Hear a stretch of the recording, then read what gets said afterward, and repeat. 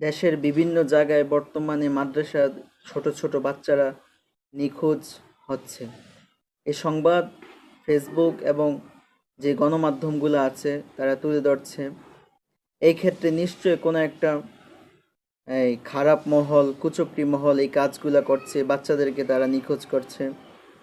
তো এই ক্ষেত্রে আমার ব্যক্তিগতভাবে পরামর্শ হচ্ছে, যারা মাদ্রাসার পরিচালক কিংবা যারা মাদ্রাসার দায়িত্বে আছেন তাদেরকে বলবো যে আপনারা বাচ্চাদেরকে ছাড়বেন না এবং পূর্ণ নিরাপত্তার সাথে রাখবেন।